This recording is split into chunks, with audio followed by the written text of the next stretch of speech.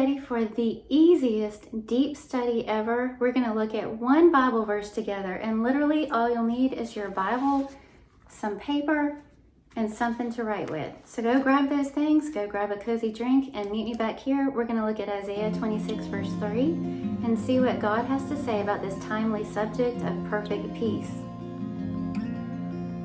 I chose to do another sentence observation exercise to show just absolutely how simple we can make it. You don't even have to print anything off. You don't even have to have a workbook. You'll need your Bible or a verse on your phone. Today we're going to do Isaiah 26 verse 3. You keep him in perfect peace whose mind is stayed on you because he trusts in you. I thought it was a beautiful verse and a timely verse. And then you'll just need a pen. And I think today I'm going to use a regular pen. I love this Sharpie Roller 5. Maybe a highlighter because I'm going to want to highlight the things that stood out for me at the very end. So your verse, something to write with, and then paper. And that's it. You can use a spiral notebook, a notepad, whatever you want. This fun little vintage looking notepad was given to me by a friend. So we're looking at Isaiah 26 verse 3. Let's see, let's go ahead and write down the verse. Isaiah 26 3. If you want to, you can write out the verse so you have it right in front of you. I'm just going to be looking at my Bible over here, which is a little off screen. You keep him in perfect peace whose mind is stayed on you because he trusts in you. The first thing I might want to do in a situation like this is consider the context of the verse because it is in the Old Testament. It is in a book of prophecy. And it's also, according to verse 1, in a song that will be sung in the land of Judah. Just that bit of information in verse 1 kind of sets the tone already, doesn't it, for our study. Usually a song is good. It's going to represent some kind of celebration or victory. So if we keep looking, we notice in the chapter 25 verses 8 and 9 that it's a result of the salvation of the Lord. So now let's get into our verse itself. And like we did in the last exercise on sentence observations, which I'll link here if you haven't seen that, we're just going to go look through it word by word. And again, I'm wanting to show how simple this is because you can spend a few minutes on it wherever you are. If you have a few minutes on your lunch break, waiting in line to pick somebody up, sitting in a doctor's office, pull out your Bible and a notepad and just camp out on one single verse. Maybe choose your favorite verse or a verse that's really speaking to you right now. The first word is the word you. And usually I like to start out with the parts of speech. You is a pronoun. And who is the you that it's talking about? Look in the rest of the passages around it and see that it's talking about the Lord God. We see that mentioned in verses 4, verse 8, verse 11, and so on. All right, the next word is the word keep. You keep. And keep here is a verb. You can go as deep as you want. You can spend as much time as you want. If you're just out and about and all you have is your Bible and some paper, you might just jot down your own thoughts about what you think the word keep means. What does that call to mind? If you have some resources with you, you could open up your Mounce's expository dictionary and look up the word keep. It's going to look at the word in the original language, the Hebrew word, and it's going to show us what it means here. It says Old Testament. And we learned that it means to carefully watch over, to preserve, to protect. All right, so we're going to put carefully watch over, preserve, protect. We see that the word keep is mentioned again. That might be another simple observation that we can make when we run across certain words. See if it's mentioned anywhere else in our text. It's mentioned in verse 2 in the ESV. I think other versions might translate it differently, where it says, the righteous nation that keeps faith. The righteous nation that keeps faith. So here we looked it up in Mounces, but let me show you real quick. Here we have logos, and I want to go to the ESV because that's what I'm using. I want to go to my text, which is Isaiah 26, verse 3. You keep him in perfect peace. Keep is the word we want to look up. So all you got to do is hover over it like this. And then it's going to bring up word information. Keep, it gives you the word in the original language. It tells you what it means. Keep, watch, watch over, protect. And then you can open it up in a Word Bible study, which will give you even more information on it. The free Logos version for your phone will do all these things. So that's how simple it is if you're out and about and you want to look up the definition of a word on your Logos app. All right, so you keep, you, God, carefully watch over and preserve. The next word is the word him. You keep him. All right, so him, of course, is a pronoun. And who is the him referring to? Well, there's no name.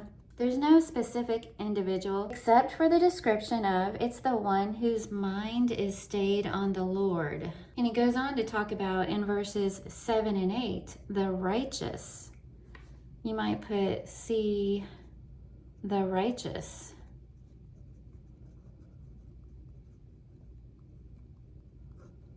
Verses 7 and 8. Okay, but we really don't want to get ahead of ourselves. We're just making observations. And the next word is the word in.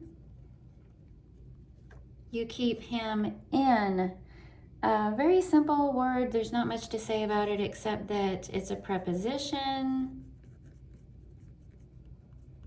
We might add that it's a position or a state of. Pretty simple word there. A state of. All right. So let's go ahead and move on to the next word, which is perfect, an adjective. And when we look up this word, perfect and peace are actually one word. It says, you keep him in perfect peace. It's two words in our English translation, but in the original language, it's one word.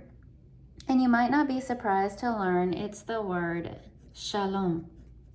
All right? And the beautiful thing about this word, it doesn't just mean an absence of conflict. It's more of a condition, a state of being. And here's what it means. We're going to write down, there were a lot of words that describe what this word in the original language means. Words like harmony, wholeness, completeness,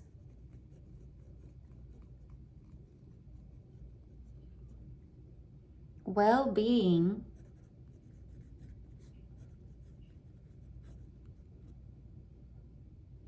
and tranquility. In Mounce's dictionary, they describe this word as one of the most important words in the Old Testament. And I would probably want to include that quote.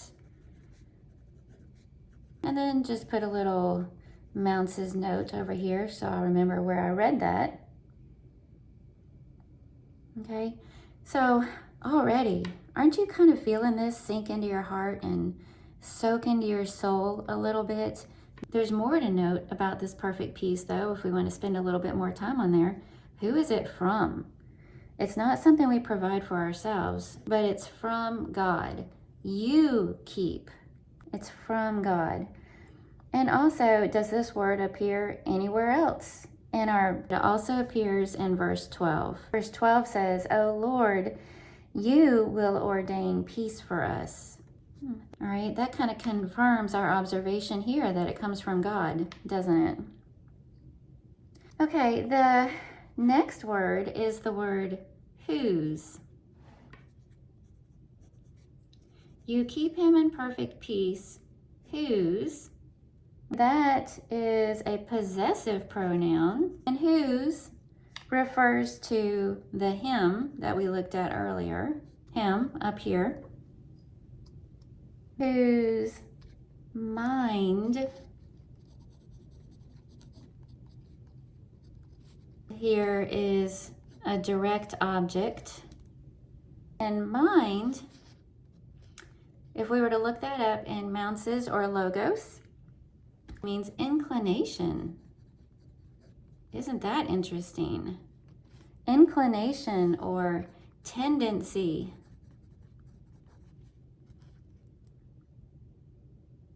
It also means something formed or shaped. The next word is that little short word is, which a verb to be. Stayed, whose mind is stayed, is our next word. And it in the original language means to place, lay,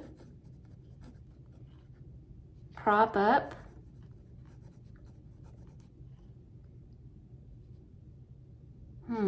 support oneself,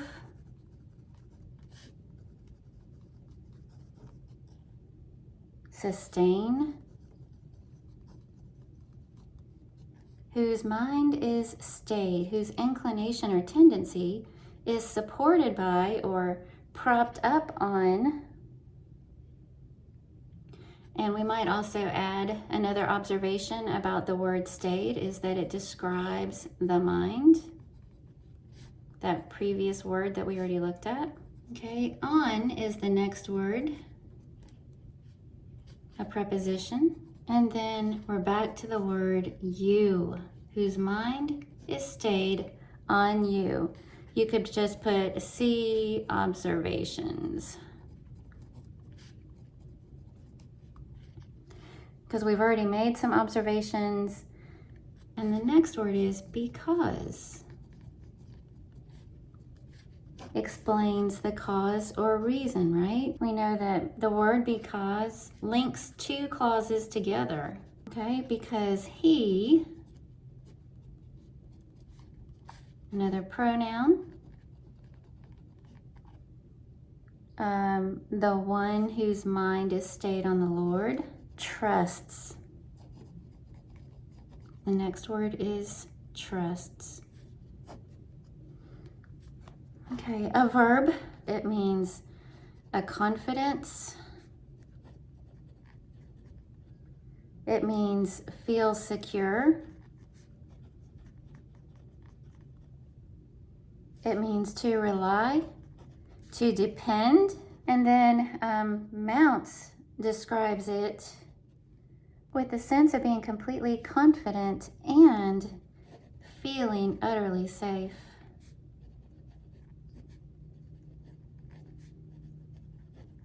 I like that. And again, I'm just going to note that was from Mounce's. Okay.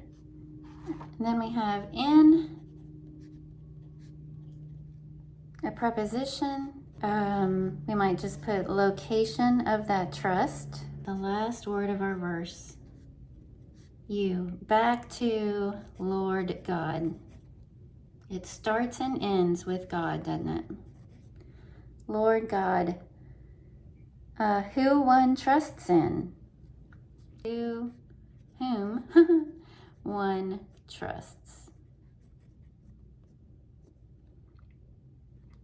Okay, so again, so simple.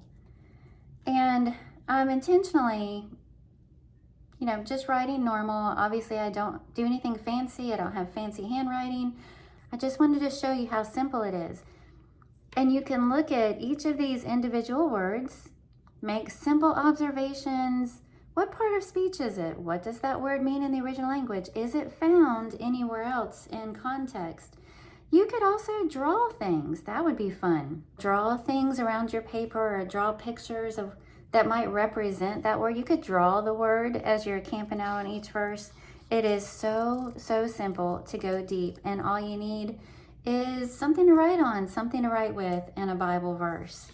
And a good way to end something like this, say you just had your little lunch break and you've camped out in this one verse, maybe take a highlighter, go through and highlight the things that stood out to you. Of course, the fact that God carefully watches over, and that he brings peace, this whole idea of well-being and tranquility. To the one whose inclination or tendency is to be propped up or supported by God. And he has a confidence, a dependence, a trust. He feels secure. It sounds like it's this two-way. You feel confident in God. You trust in God. And he protects and watches over and preserves you and gives you more peace, more well-being and wholeness and completeness. What a beautiful relationship for the child of God from Isaiah 26. So make observations, highlight the things that stood out for you, and then maybe end with a prayer. God, help me remember these truths that I've studied and hide them in my heart as I live for you. Thank you so much for joining me today, and may God bless your Bible study.